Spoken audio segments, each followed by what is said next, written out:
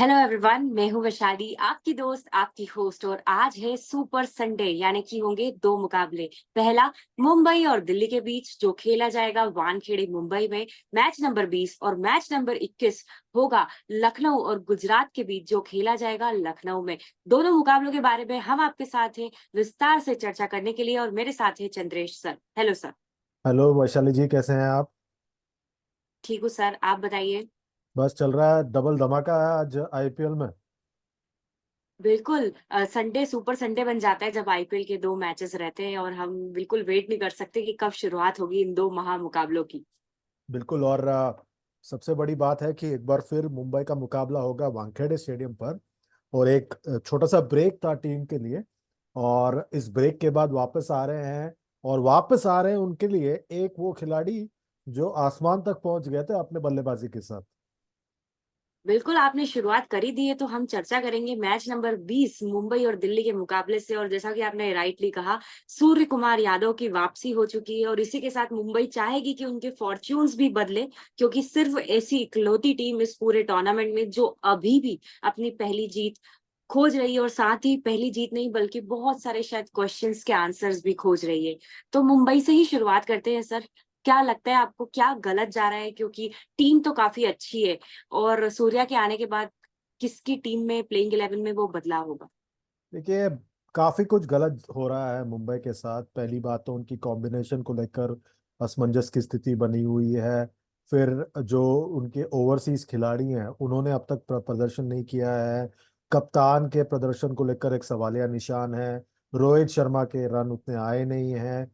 और जो एक एक वेल ऑयल्ड मशीन हुआ करती थी मुंबई, इस मेगा ऑक्शन से पहले, छोटे ऑक्शन नहीं, मेगा ऑक्शन से पहले जो वेल ऑयल्ड मशीन हुआ करती थी, वो मेगा ऑक्शन से पहले जो टीम थी, उस तरह का एक बैलेंस नजर नहीं आ रहा है टीम में। तो आई थिंक कहीं ना कहीं सूर्य कुमार यादव के आने से फर्क पड़ेगा। मैं चाहता हूँ कि वो मोहम्मद नबी जैसे एक एक्सपीरियंस्ड खिलाड़ी को खिलाएं, क्योंकि वो टी20 क्रिकेट में बहुत जबरदस्त खेलते हैं।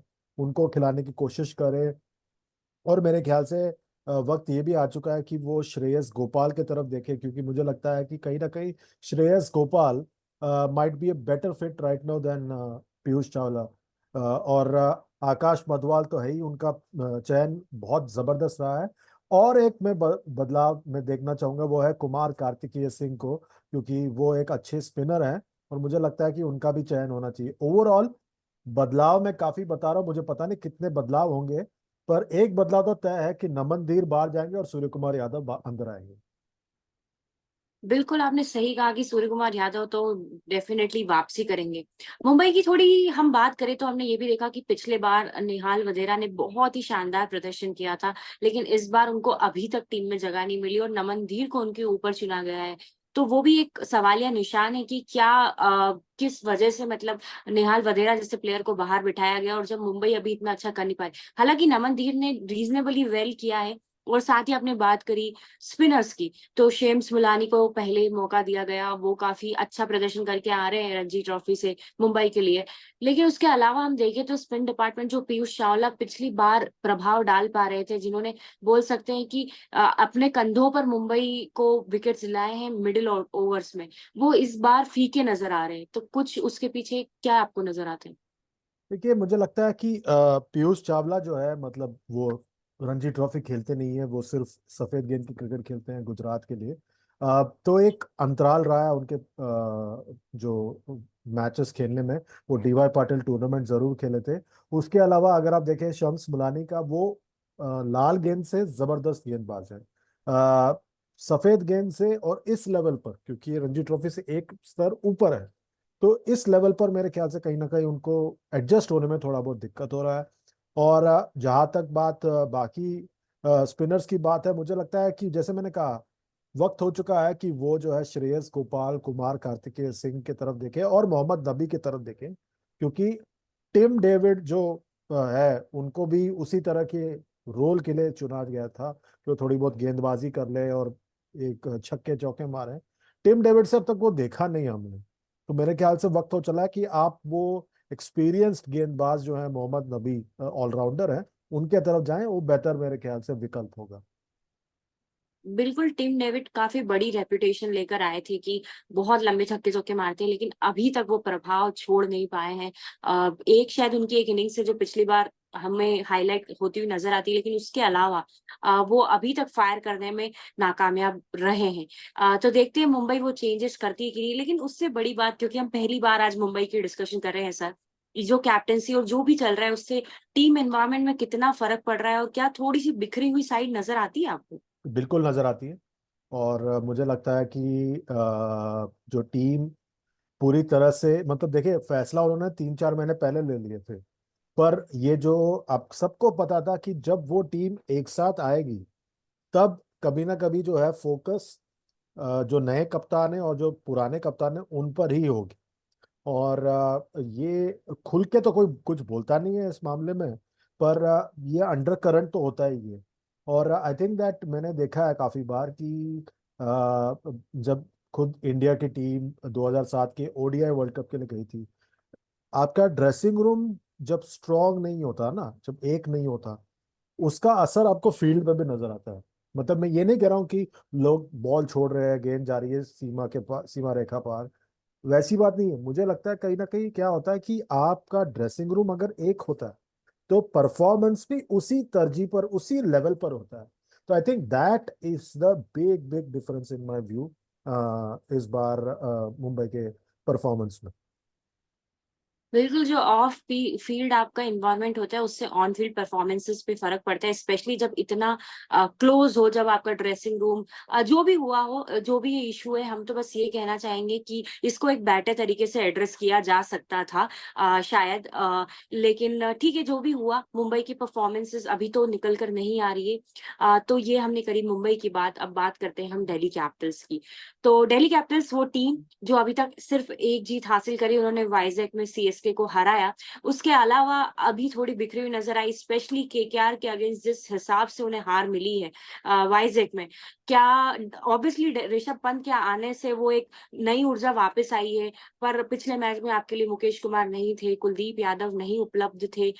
उस लॉस से कैसे उभरेगी? क्योंकि आप जो सामने टीम है मुंबई इंडियंस, वो भी इस मैच में तो ऑल आउट जाना चाहेंगी, क्योंकि अगर आपने इस मैच में अच्छा प्रदर्शन नहीं किया और नहीं जीते, तो आप ऑलमोस्ट ऐसा समझ लें कि बहुत मुश्किल सफर है आपके लिए।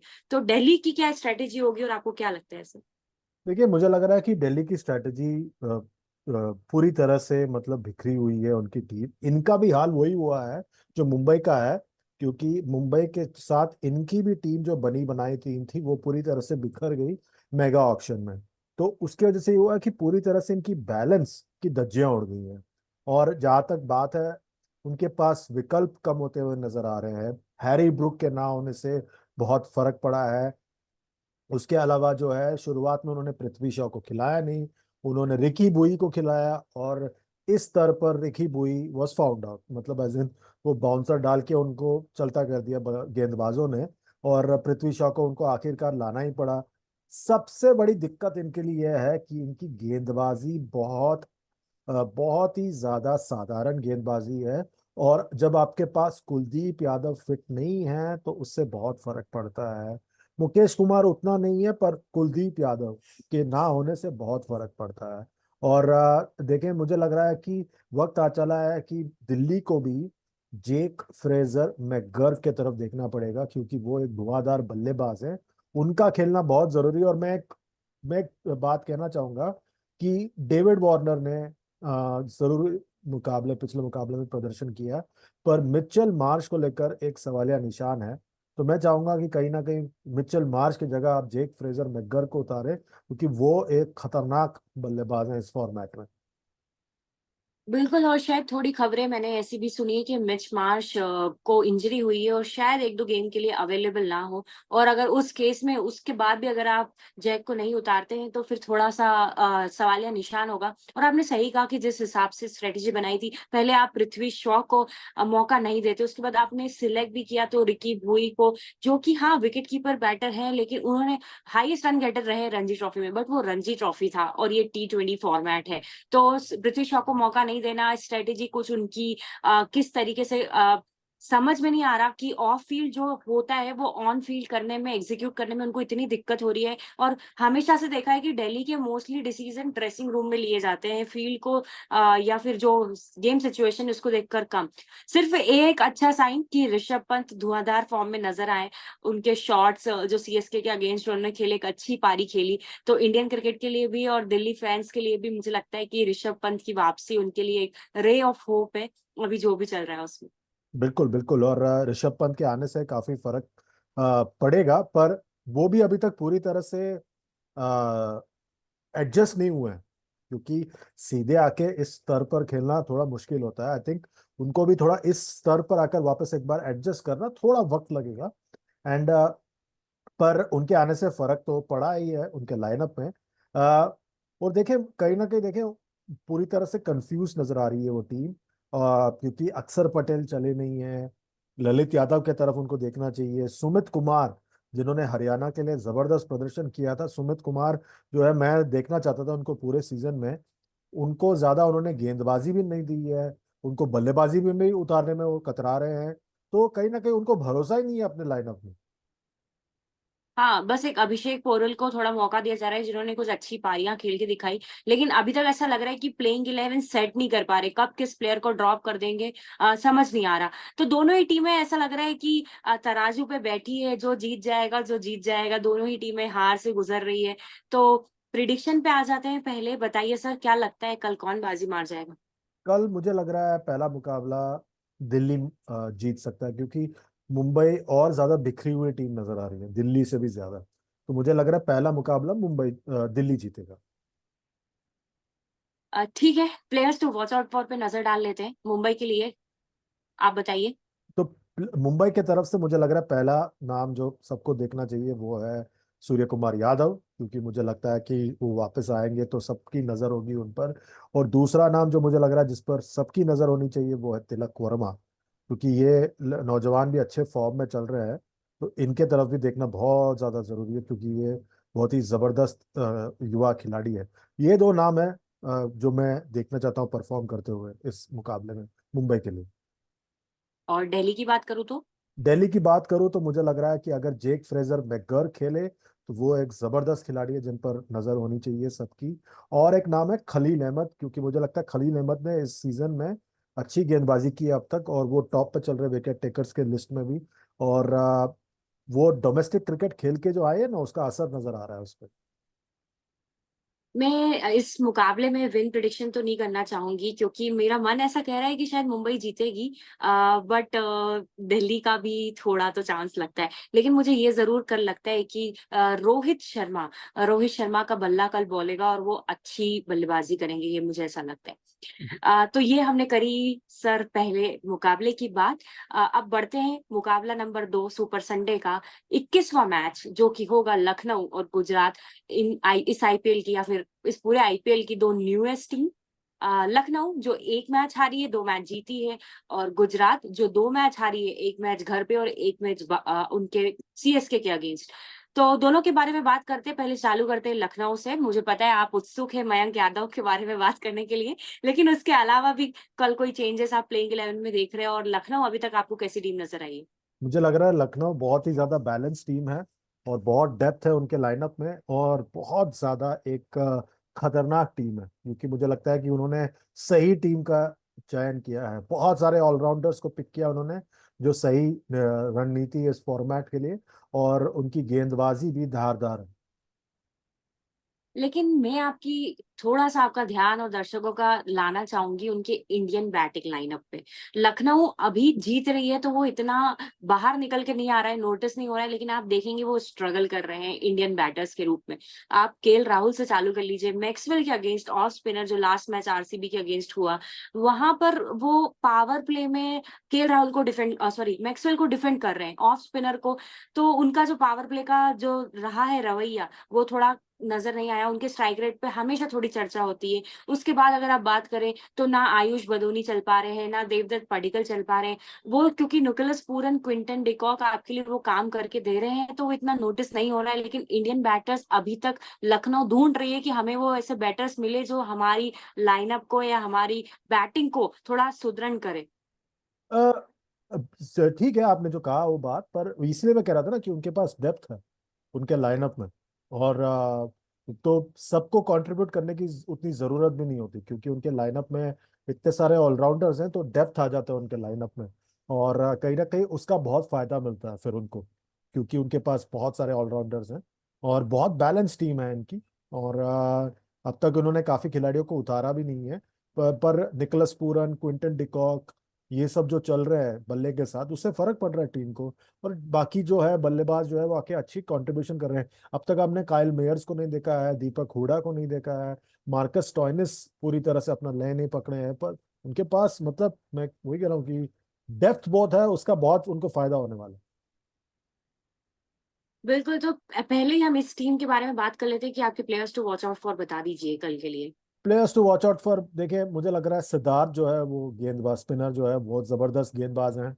मयंक यादव तो पता ही है आप सबको कि वो कैसे खतरनाक रफ्तार की धनी है। वो एक और खिलाड़ी है जिन पर सबकी नजरें हैं और वो कैसे परफॉर्म करते हैं। और तीसरे जो खिलाड़ी जिस पर मेरी नजर है वो एक बार फिर निकोलस पूरन पर है, क्योंकि ऐसा लग रहा है कि वो एक नई ऊर्जा के साथ इस टूर्नामेंट में है इस साल।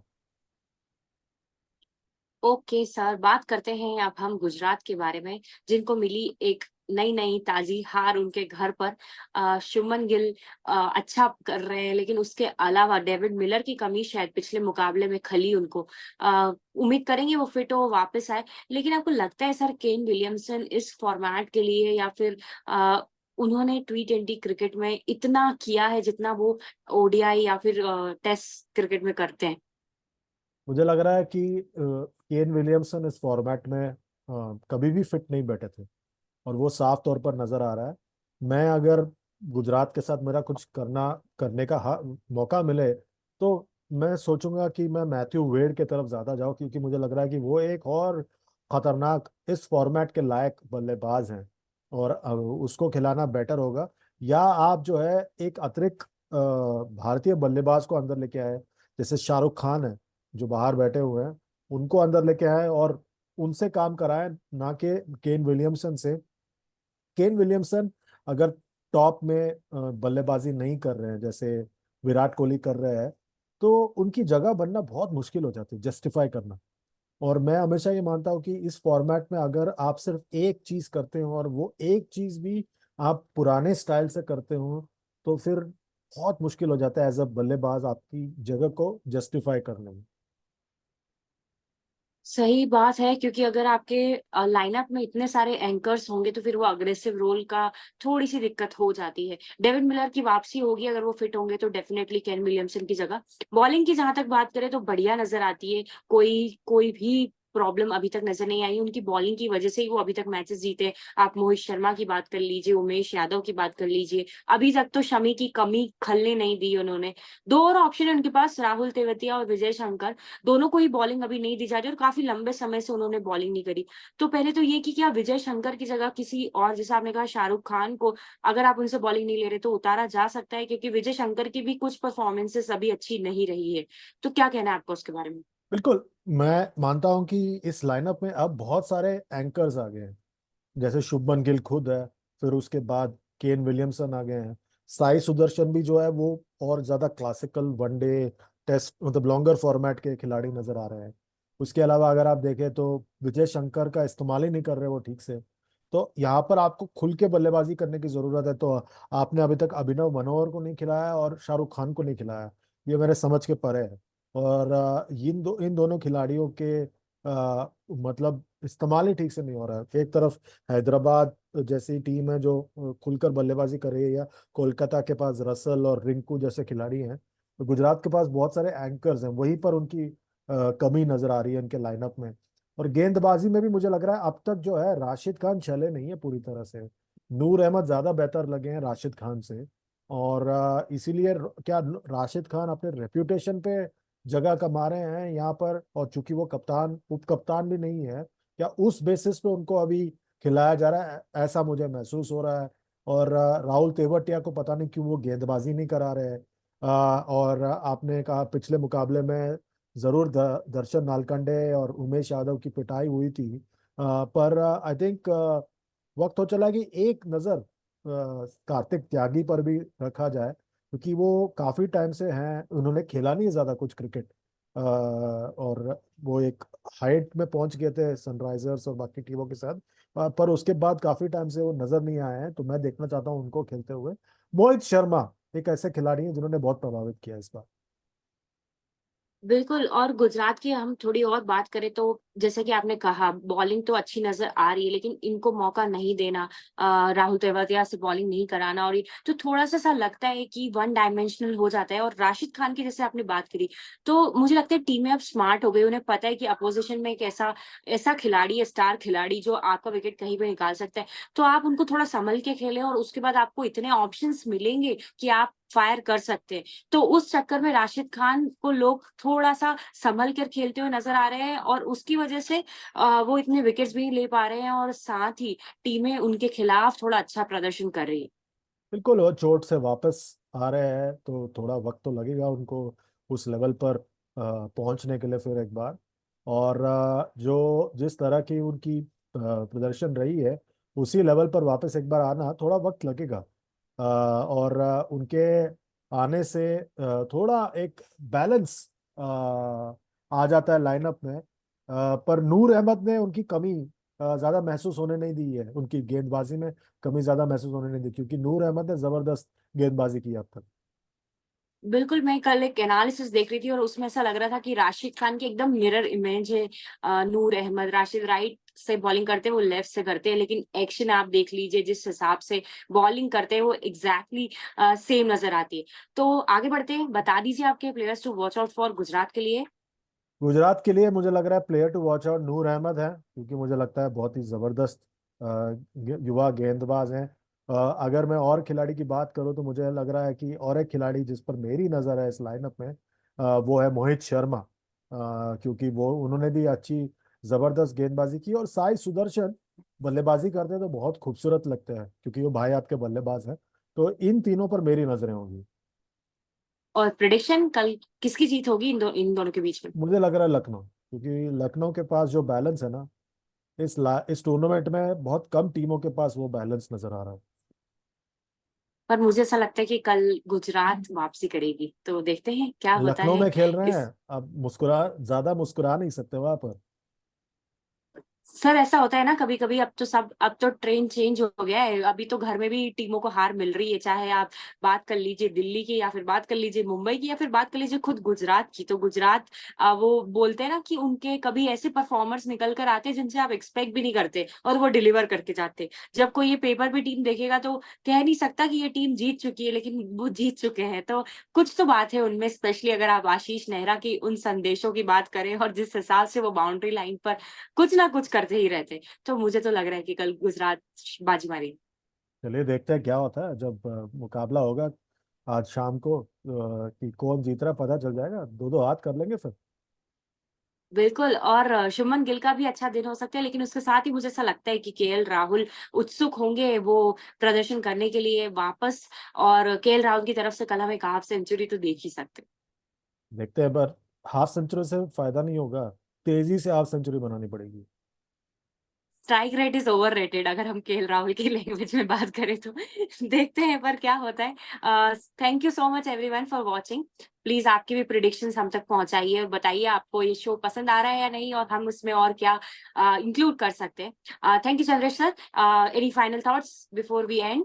मुझे लग रहा है कि ये बहुत धमाकेदार रविवार होने वाला है, छुट्टी का दिन है, घर पे आराम से बैठकर देखने मुकाबलों का मजा लूटने का दिन।